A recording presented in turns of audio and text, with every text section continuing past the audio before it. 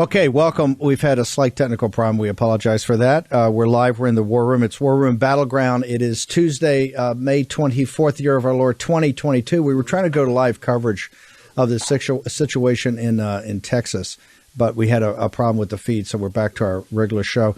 Boris, Epshteyn, I've got Richard Baris, I've got John Gordon, I've got Jake Bequette. Boris. Who's up? Baris is up. Okay, Richard Baris. Okay, fine. Everybody take a deep breath. We're going to get through this. Hey, Richard, I was talking to you in the last hour about your model and about you were the first guys, L. Todd Wood and the guys at CD Media were good enough to come and actually back your play on putting out this poll. When you first put it out in Georgia, which essentially said that this race could come down, not that Purdue would beat him, but the key number is 50% to force a runoff. You were the first one. Then you had Towery come out of Insider Advantage at Fox 5, and then you had, of course, the guys over Trafalgar who are terrific, all come out. All of you guys were pretty close. That was radically different than the polls that came out initially. Now, clearly, a big part of that is the John Fredericks Bus Tour, War Room, our radio network down in Georgia, all that coming in hot. But also, and I want to make sure people understand this from you from a professional's point of view, those initial polls are what I call in the business suppression polls, right? That's psychological warfare to come out and basically to break the spirit of the opposition, to say there's no need to come out. It's a primary. Okay, to walk people through that, because these are pretty respectable. These is AJC and it was Fox News, right? These are pretty respectable guys. I think Fox News had him at 32, more than AJC was 27. Yeah, I'd argue both of those are some of the worst polls in the business, Steve. I mean, look, even when it's favorable to Republicans, look at Youngkin +8 in the state of Virginia. They're all over the place. I mean, the bottom line is, I think when it comes down to it, the three of us that show this race is not a Kemp runaway race. It was close. Are also the only three to accurately predict the outcome of the Senate elections at the beginning of 2021 in that state. So, yeah, it is worth noting, you're going out on a limb when you have Fox News at 60 and the Atlanta Journal-Constitution 58, 57. When we started, Kemp was in the mid-50s. By the time we came out of the field, by the time we pulled out, he was at 50.6. So that 52 and change that we had him at was, it was an aggregate of everything we had collected over a few-day period. But in the beginning of May, it did look like, he's in the mid-50s and he could pull away. But that didn't happen. More people told us they were going to vote. That's number one. And then people who did initially think they were going to back the incumbent pulled back, and they gave Purdue another look. Because initially, too, Steve, there was this question of whether or not Purdue would be a strong candidate. And I think over time, what you did see, even from some of those other pollsters, is that Purdue could beat Abrams as well. There was never really a question of that. But that was, again, suppression and media narrative. Hang on for 1 second, Rich. I asked you to hold this. I want to bring in John Gordon, who's actually running for the Attorney General. John, I know you got a lot going on tonight. The big question we had was this massive early vote. Did it just cannibalize the overall vote, and were you going to see much at the polls today? What are your people telling you, John? What does the turnout model for you guys look like tonight?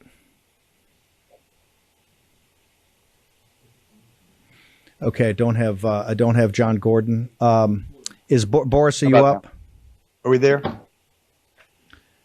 Yeah, John Gordon. Yes. Can you hear me? Hey, how you doing? Yes, sir. I hear you fine. John, tell us about the turnout in Georgia today. What are you hearing? Well, the turnout is supposed to be epic, actually, and our thought is that 2020 really, if there was a silver lining, it was a wake-up call for people, and they realize that democracy is not for free, that you have to go out and participate. And I don't think people are going to vote because they're happy. I think there are a lot of really upset people in Georgia and perhaps over the whole nation. And we realize that we've got to fight for our freedom, and it starts by going and showing up at the polls. And I think that's what's happening. So when you say that, we say they're not happy. You've been around the state now running for Attorney General. What are people telling you they're not happy about? This is clearly, if it's as epic as it could possibly be by the time the polls close tonight, this is kind of your classic throw the bums out. What are you hearing, though, from people when you go around the state? The number one concern of people around Georgia is inflation. They're literally having to make choices between medicine, food, and gasoline. And what a sad state of affairs. President Trump left us with inflation at 2%. We were energy independent. Gasoline prices were at an all-time low. And you see an illegitimate president, and this is exactly what you get. We've got communists, socialists running the United States federal government, and it is now showing up as a failed practice anywhere that the experiment has been conducted. We never thought that we'd see it conducted here, but we sure are. Let's go to that phrase you just used, illegitimate. I know the mainstream media, CNN and MSNBC, would be melting down right now. Atlanta Journal-Constitution, hey, here's a guy running for attorney general. As you go around the state, let's leave John Gordon's feeling aside. As you go around the state, what did you hear from voters about 2020, and how important was getting to the bottom of 2020 and election integrity? How important, how high on the list was it from citizens of the state of Georgia? At the very top of the list. If inflation is one, election integrity is two. And people have told me repeatedly that they had given up, they had lost hope. We took the message that we were going to investigate 2020 and expose the fraud and hold the people that did it accountable. And that resonated with folks. They just want to know that their vote counts. They want to know that there's going to be a fair and honest election, and they want transparency.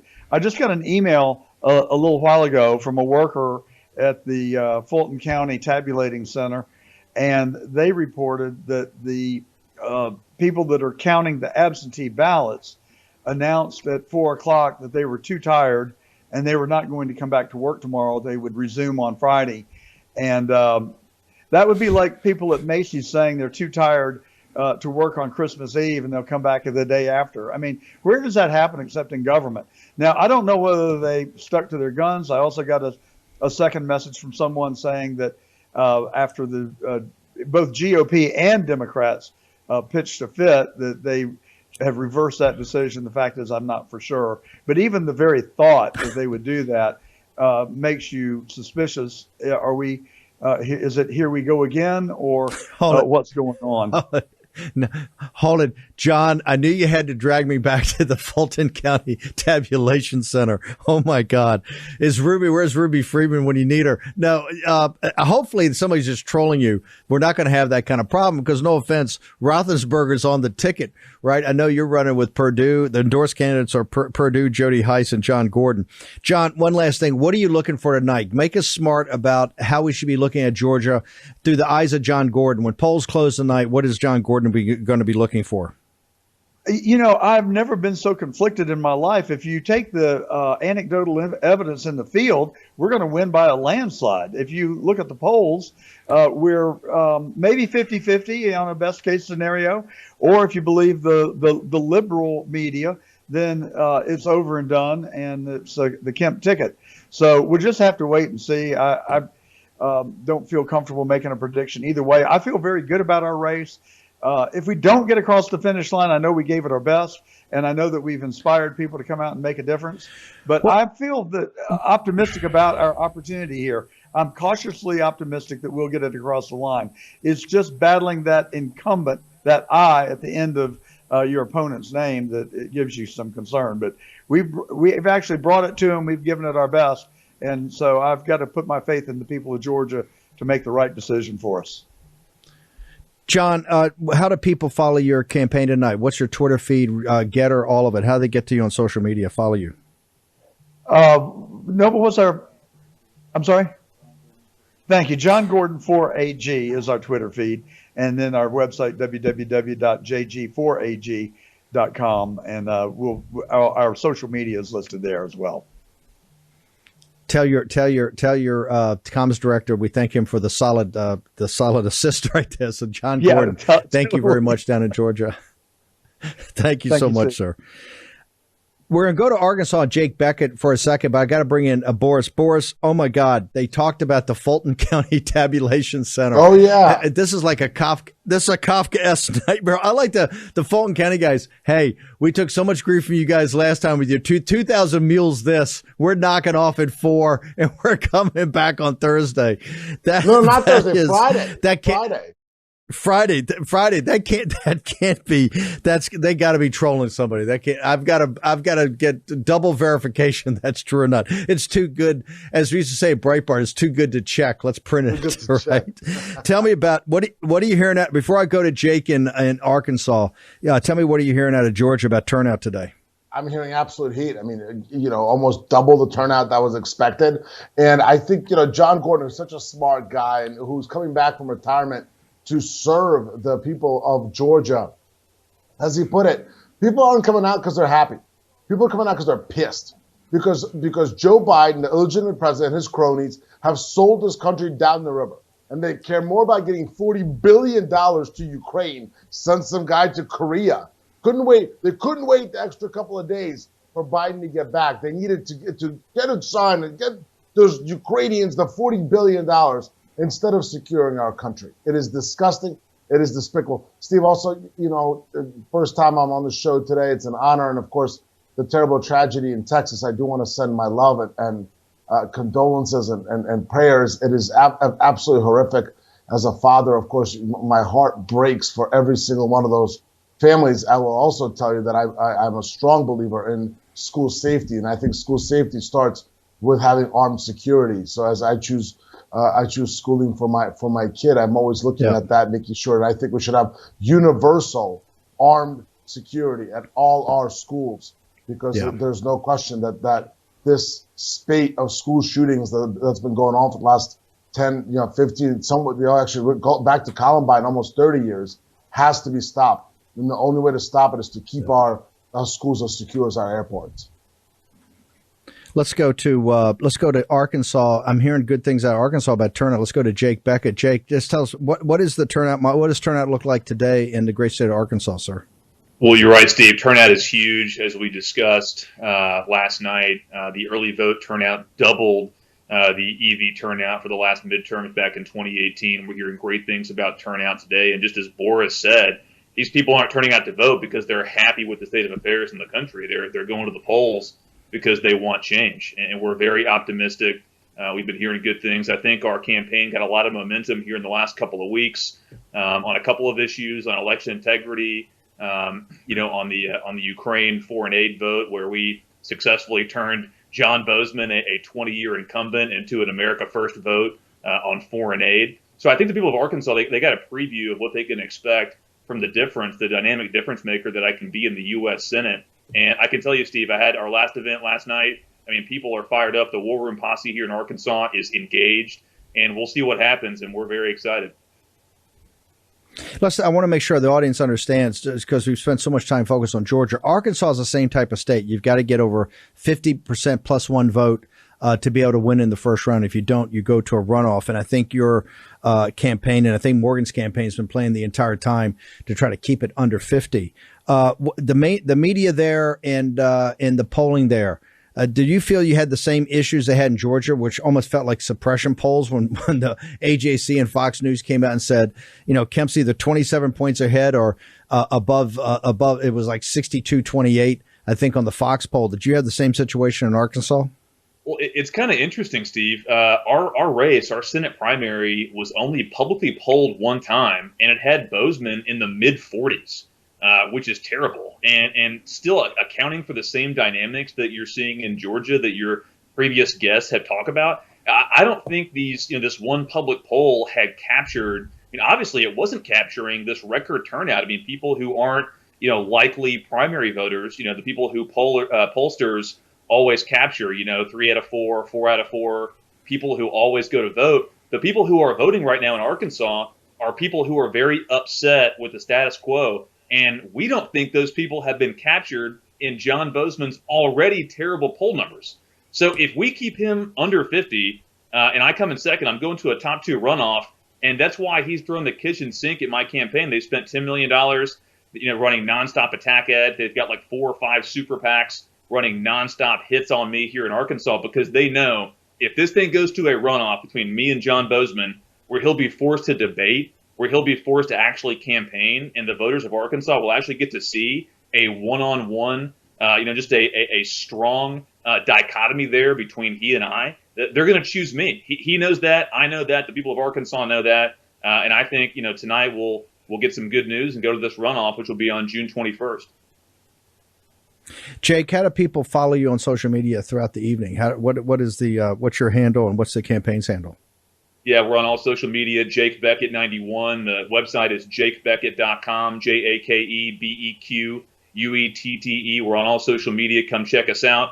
Polls close here in Arkansas at 7:30 p.m. Central Time. So if you haven't voted, get out there and go. Obviously in Pennsylvania, this thing is still being recounted and there's lawsuits. Every single vote matters. So if you're in Arkansas, get out there and vote. You've still got 2 hours to make your voice heard. I want to talk to all the War Room Posse. What Jake said is absolutely correct. I had the chairman of the McCormick campaign. They're going to fight in every courthouse, and they say this thing could come down to a couple of hundred votes. That's of 1.4 million, I think, that were voted. Could come down to a couple of hundred votes, and $42 to $45 million were spent. Your vote matters. If you're in Arkansas right now, you can hear the sound of my voice. Get out right now. Take as many people as you can that are registered and get out to vote. Jake, thank you very much. Honored to have you on here. Look forward to checking in with you later this evening. Thanks, Steve. Richard Baris, I want to go back to Jake Bequette. Boris will tell you a rule of thumb for operatives and strategists like Boris is that under 50% for an incumbent is never a good sign, right? But talk to me about right now, because what we're hearing is turnout in Arkansas. We're hearing turnout in Georgia. Polling is both an art and a science. Walk us through that. Indeed. Because in L. Todd Wood and the guys at CD Media supported you on this poll. You just had Trafalgar come out the other day. You had Towery at Insider Advantage over there at Fox 5. You guys are pretty diametrically opposed to what happened. Was that all momentum as the bus tour started, as the War Room started to get focused, as President Trump came and really got engaged in that? Was the collapse of Kemp? And we're not making any predictions here, but clearly there's been some movement from him in the 60s. I think Fox aimed at 62% down to the mid to maybe lower 50s.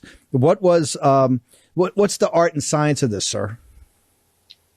Yeah, even myself, Steve. 4 weeks ago, I would have told you Kemp was running away with this. But at the end of the day, everyone has a different way they decide who's going to come out and vote, and that's the art part of it. There is a science, with randomization, but what makes a good pollster is somebody who knows who is going to turn out. Otherwise, your numbers are just going to be garbage. They're not going to mean anything.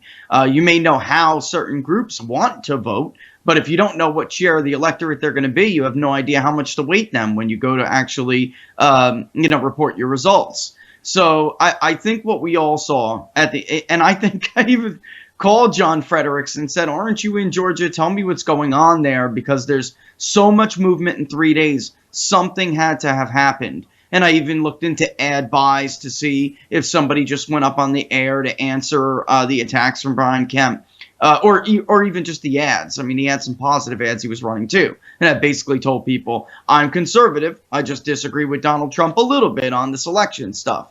That was his strategy. But something broke through after a while. So, I imagine, depending on who you call, different people will take credit for that, right? But something happened. And we could see him falling. And, if the election was a couple of weeks ago, then I think this thing would have been called a lot earlier. I really do. But it's not. We are here today. And I'll tell you this. There is something to say about the era of inevitability. And a lot of people in early May told us they were going to vote for Brian Kemp because he was the only one who could beat Stacey Abrams, and they couldn't stand her. After a while, that opinion, that belief, started to disintegrate. And once that happened, it was a problem for Brian Kemp. That was his number one argument. I'm more electable. That's a huge point. Hang on right there, Richard. I understand we're burning up the clock with you, but you're so brilliant. This reminds me too of the team we had on election night in 2020 on 3 November. It was Baris, Bill McGinley, good time, myself. It was a good time. Freezing cold out there, but you did a fabulous job. You called it every one of them. Boris, to Baris's, what was it in early May that caused, at least to make this now, it seems like it's competitive. It was at one time 4 weeks ago, even Baris would tell you it was a blowout. What was the dynamic? Was it Trump's engagement? Was it MAGA getting focused? Was all of a sudden people realized, well, hang on, is Brian Kemp really the only person that can beat Stacey Abrams? Did the 3 November issue people really say we got to get to the bottom of this?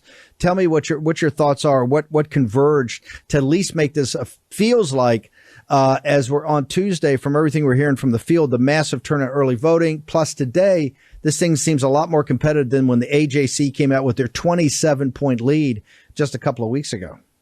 Well, Steve, what's interesting is that the movie 2000 Mules premiered at Mar-a-Lago on May 4, 2022. So if you look at the timing of early May, the premiere of the movie and the movie becoming major news and household news all across the country, but specifically because it's focused on Georgia, in Georgia, does look to be a turning point there. That's one. Two, we've seen in every state, in Ohio and Pennsylvania, every state, Texas, the Trump voter, those who are following the endorsement, and there's a huge number of them, they come out late and they outperform polling. So you're seeing a combination of these factors. Of course, we can't predict what's going to happen tonight, but all the energy seems to be going against Brian Kemp and with getting this thing into a runoff. And the runoff, David Perdue has got to be favored, because if the incumbent can get past 50, and this is what happened to Perdue last time, right? He got in a runoff and then ended up losing to Ossoff because he couldn't get past 50 in that runoff. And here in the runoff, you've got to favor David Perdue if he gets there. So I believe it's a combination of 3 November and the Trump MAGA energy. Yeah. And of course, the war of posse. By the way, the 2000 Mules, the Fredericks, the rolling caravan, all the mini rallies they had, these small rallies around the state, and of course the war room thrown in here, the convergence of forces. Richard, can I just keep you for a few moments and take a short commercial break? We're going to get Richard Baris from some closing comments from him. Then Boris and I are going to look at the other states and what's happening in the Commonwealth of Pennsylvania. In Pennsylvania, Jim Schultz came on today, former White House, member of the White House Counsel's Office. He's chairman of the McCormick campaign, throwing down hard, kind of sound like Mark Elias. I know Boris will have some ideas, concepts, and opinions about that. Short commercial break. You're in Battleground. We got all our problems worked out. We're going to be back in just a moment.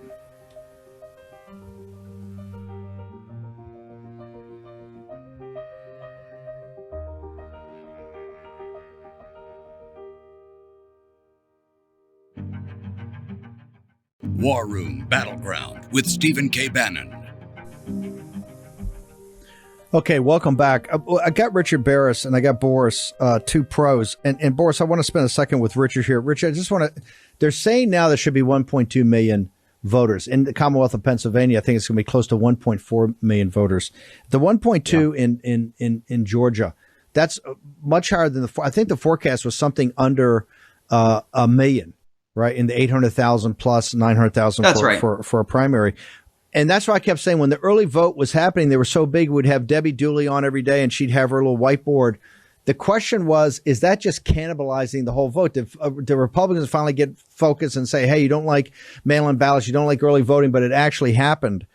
But now today, when they said 1.2, that's, I don't know, it's going to be, could be 35% higher than it was. That can't be good news for Kemp because normally that's a angry, throw the bums out, an anti-incumbent vote that motivates people to come. What's your assessment of the size of the electorate in Georgia today and the intensity of it? Yeah, this tells me that it's a lot closer to what we projected at Big Data Poll for CD. It's a lot closer than to Insider Advantage and others. The Fox poll, Steve, really was in line with the mainstream thought, which was that the vast majority would vote early, and that would be, the bulk of the electorate. Maybe you'd get another 300 and change on Election Day. So if we're looking at 1 point, and you can see that right in the Fox poll, by the way. So the big number for Kemp, he got to 60 because he was winning that early vote overwhelmingly, and they had a very small portion of the vote being Election Day for David Perdue, or better for David Perdue. Keeping, that had Kemp below 50. That's the difference when what you asked me before about how you poll and how you model. They modeled incorrectly here. I mean, there's no doubt about it. They modeled incorrect. If it turns out to be 1.2 million, they were way off, which, by all indications, even the Secretary of State is saying that it's above 1 million. So if that's the case, and Fox was way off, they were off by almost, it could be upwards of 400,000 votes. That's a massive polling miss. I mean, that's the making of a massive polling miss. And we saw that, when it came to 2020, by the way. The same thing. Everybody thought the best foot forward was the early vote, and that the election day vote would not be in places like Florida, North Carolina, Ohio. And I mean, that's how you come up with a Biden +1 in Ohio, Steve. I mean, it really is. It's all the difference in the world. How do you tonight, when the polls close, when you start looking at Georgia, Arkansas, these other places, what are you going to be looking for? Let's start in Georgia first. Give me through Richard Baris's eyes, what should the audience be looking for? So, and I can even give people some counties here. When we were polling, north of the Atlanta suburbs, the northern region of the state was weak for Kemp, and he was below 50 there. But how close are some of those more populous counties above Cobb, the Atlanta metro area, like Bartow and Cherokee? If Kemp is below 50, how far is he below 50 there? And then the other part of the state was southern Georgia, where he was very weak. From Lowndes all the way east to just up against the Savannah area. If he doesn't do well enough, if Kemp doesn't do well enough in the more affluent suburbs that not just includes those metro areas, but pushes out into the suburbs of neighboring counties, he's going to have some problems. It really is that simple. And going from there, this is ironic, Steve, because this is how he beat Stacey Abrams in 2018. And yet now, fast forward 4 years, and he's weak here. This is the problem for him. The irony. Tonight, the irony how do people follow you? How do people follow you, Richard? How do they get social media, the site? Just tell us what you're going to do, because you're beloved by the War Room Posse.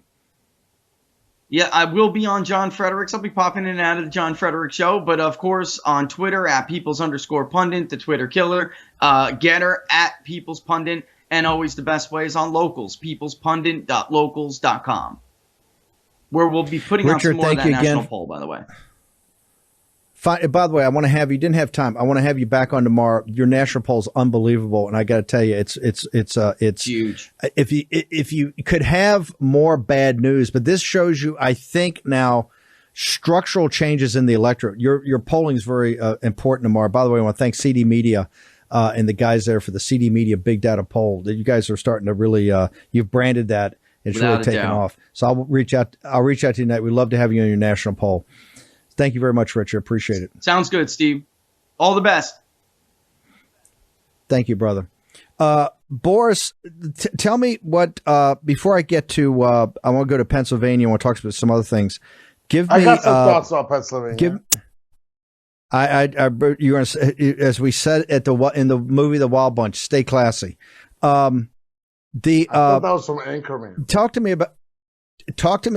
about Georgia. Talk to me about what you're going to be looking for tonight as the polls close. Turnout. It's all about turnout, and I'm an absolute buyer of the theory that turnout is bad for Kemp, because in a midterm election, if you're the incumbent, you're hoping for low turnout because you don't want the throw the bums out energy, right?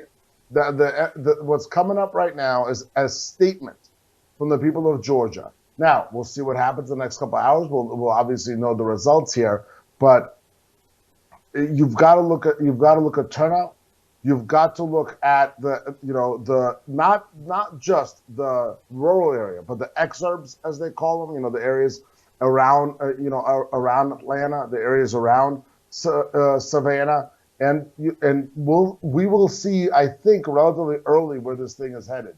I could see a situation where not only does Kemp not get to 50, but it's actually not as close to 50 as a lot of folks in the establishment expect and hope for. I will tell you, based on just the numbers, when Pence went down there yesterday, he only got barely a couple hundred people. And that's more than John Fredericks bus tour has been getting every single day at pretty much every single stop. So the enthusiasm has been hurting for Kemp. I actually think it was a terrible idea to bring out all these establishment figures: Pence, Christie, Ricketts, Ducey from Arizona. I mean, that's just a stick in the eye of the voters who may have been even on the fence a little bit. Think, well, maybe Kemp was only wrong on the election, but Kemp went with the rhino narrative. And I think that's going to end up hurting him. And if he does end up below 50. I think it's going to hurt him.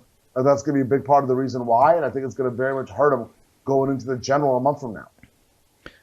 Hang on. I want to stick with this for a second because one of Trump's, remember, Trump's not a politician, but I've never seen anybody that could what we call read a room. Right. Trump's got like in golf. I keep telling people who said about Trump's golf game. I said, he's a field player. You can tell that he's not a guy that's going through a lot of instruction. He's a field player. Same way in politics. He's a field player. He feels his way around. I mean, he's got strong convictions, but and same way in business. He's a field player and he can read a room. You brought up a point no one's brought up yet.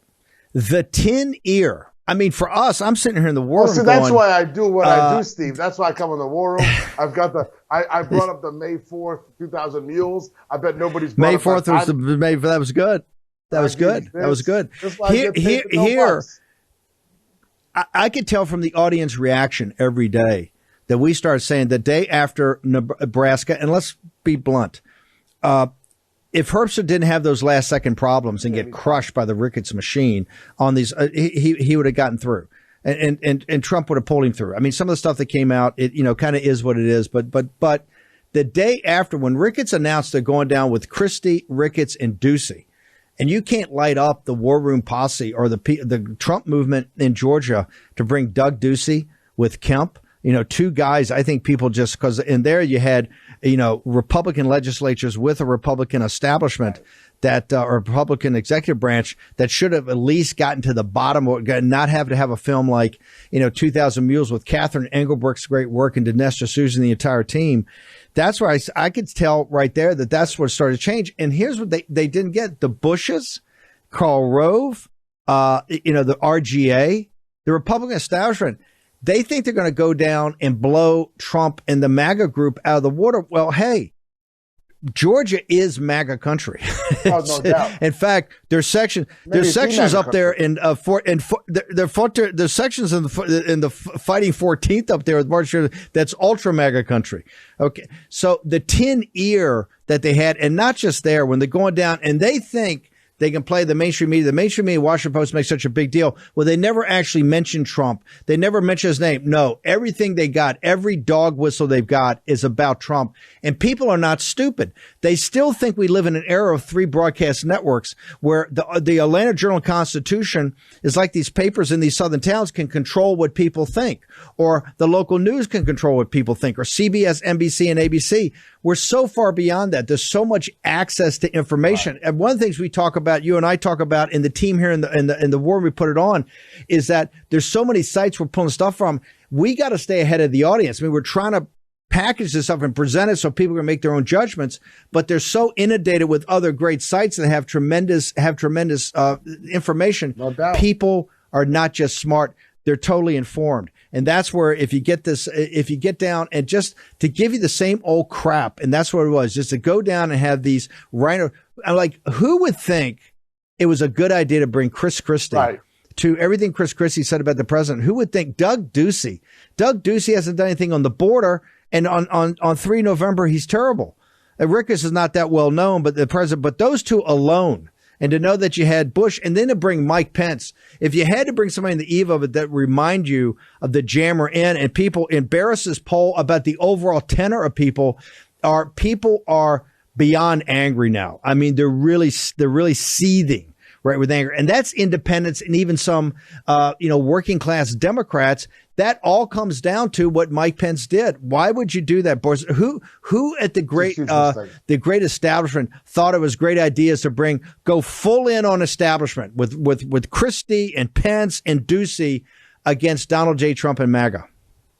No, and you've seen it all across the country. It's one thing to say, okay, I disagree with President Trump here and there, but I'm for the president, I'm for America first, I'm for MAGA.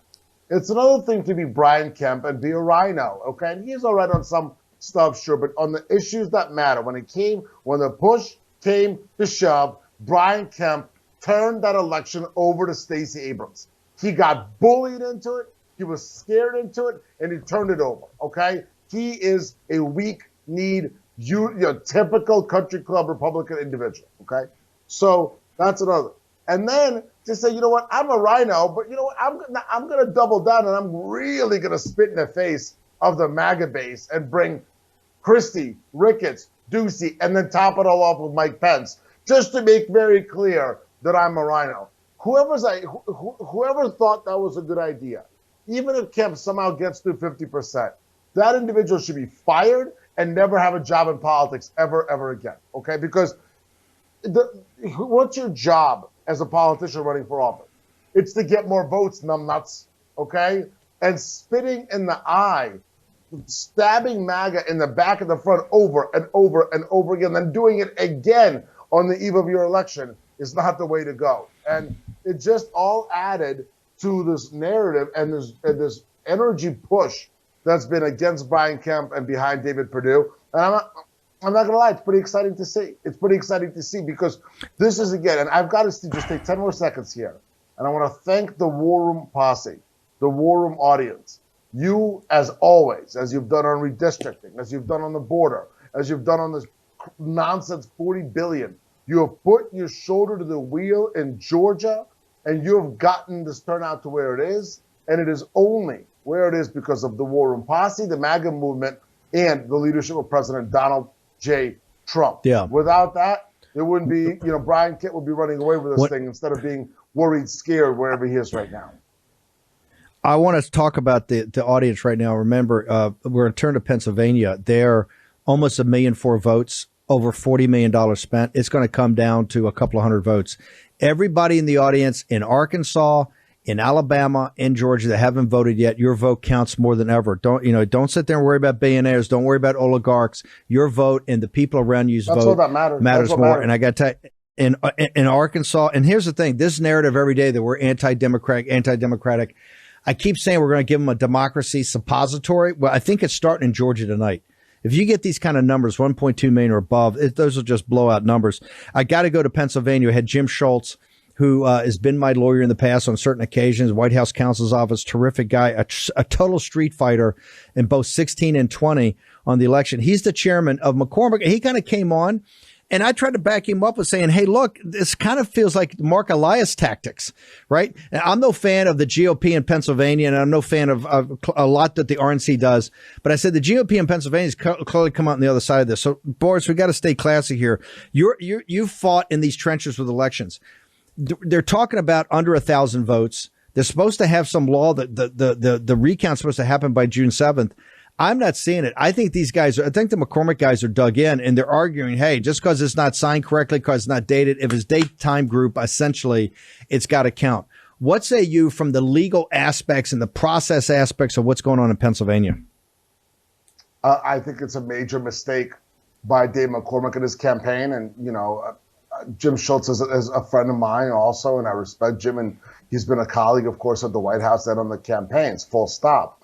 I do think that us taking, us as Republicans, and ostensibly McCormick told us he was MAGA, right? So supposed MAGA taking a page from Mark Elias's book and trying to I want you to hold it. I want you to explain to people what the bid and the ask is here. What actually the MAGA position is on ballots and what we argue in these elections.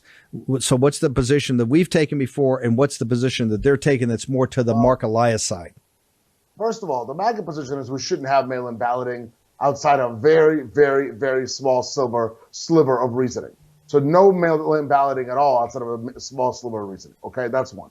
Two, on mail-in balloting, that mail-in ballot has got to be sent in by a specific date that's well ahead of election date with the reason. Okay, with the reason. It's got to follow the state's procedure and process under Article 2 of the Constitution. Only the state legislatures lay out that procedure and process. So if a ballot does not conform with the procedure and process laid out by each state, Commonwealth, Pennsylvania in this case, then that ballot cannot count. Dave McCormick's saying, let it all count, okay? And if you don't think that the next time the Democrats try to steal any election in the Commonwealth of Pennsylvania, hold it. They're not. Hang on. Whoa. They're not saying let it all count. They do have certain terminology. What are they saying? If it's got the following, it should count. What is that? They're okay if they're saying, if it has a time stamp but it's not actually dated, it should count. But again, that is not the way that the rules are laid out by the Pennsylvania state legislature. The rules are in place. The requirements are in place. And we have said time and time again on the show, and I'm proud to have said it in Arizona in just hours after 3 November 2020, that all legal ballots should count. By definition, if your driver's license didn't have your date of birth or didn't have an expiration date even, right? Or didn't have your address, your driver's license would be invalid. Same should apply to voting. Same should apply to ballots. And I'm extremely disappointed by Dave McCormick and his team. Again, and Mark Lai is celebrating. He's celebrating on social media. So, hey, look, they're using my tactics. And again, here's what's going to happen. The next time, which is going to be happening here imminently, the Democrats try to steal an election. They're going to say, well, look, the Dave McCormick, supposedly MAGA, he's saying it should count even if it's just timestamp. It doesn't have the date on it. And that is why I think it's wrong. And by the way, I think based on the legal votes, Dr. Oz is going to pull this out and he's going to win. And McCormick here is just, fighting. And by the way, I'm not sure if it's Dave McCormick or it's someone else around him who's pushing him to do this. But it's a sad and frankly pathetic exercise to be using a Democrat tactic to try to somehow sneak into a race against Fetterman. Right now, the key is about pivoting and turning to Fetterman. Do you believe, as you see it now, that the 7 June date is going to be a hard date to announce a winner? It should be a hard date. Well, first of all, a winner is supposed to be announced before then. I think a winner is supposed to be announced by close of business today, and then they have a recount. They've got to announce a winner before they have a recount. So we're about what's MAGA about? But hang on. They can't get this is, I keep saying, they can't get the original preliminary number until they get out of these courthouses. I mean, they're fighting over it right now. And this is what I think for the people in Pennsylvania. This thing's got to get sorted by this November. To me, this shows you Shapiro was not doing his job, right? Obviously. The attorney general should have been on top of the secretary of state. And so I think Mastriano ought to be just hammering. Josh Shapiro's big talk on MSNBC every night, doing interviews all over. You should be doing your job. Shouldn't be this kind of fiasco, which it is in Pennsylvania. We shouldn't be a week after it. Don't know who the winner is.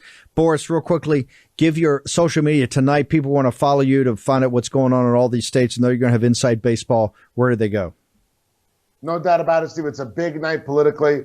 Again, my heart, my love goes out to the people in Texas, all the victims and their families. BorisCP.com is the website, at BorisCP on Getter, at BorisCP on Twitter, at Boris on Truth Social, Boris_Epshteyn on Instagram. Stay strong. God bless, and I'll see you tomorrow. Okay. By the way, we're in the John Fredericks Radio Network. John Fredericks is going to have his show up. The John Fredericks Radio Network is going to be covering this wall-to-wall coverage of Georgia, Arkansas, Alabama, and of course the updates on the runoff election in Texas. We're going to be back tomorrow at 10 o'clock. I'll be on Getter all night, putting up information, etc. Make sure you got the team. You got Captain Bannon's going to be up there. I'll be up there. Boris is going to be up there. Jason Miller. So a lot of us going to be on Getter all night, putting up our analysis and reports. We'll see you tomorrow morning at 10 a.m. This week is a big week. It's game day week. Game day today. We'll see you tomorrow morning at 10 a.m.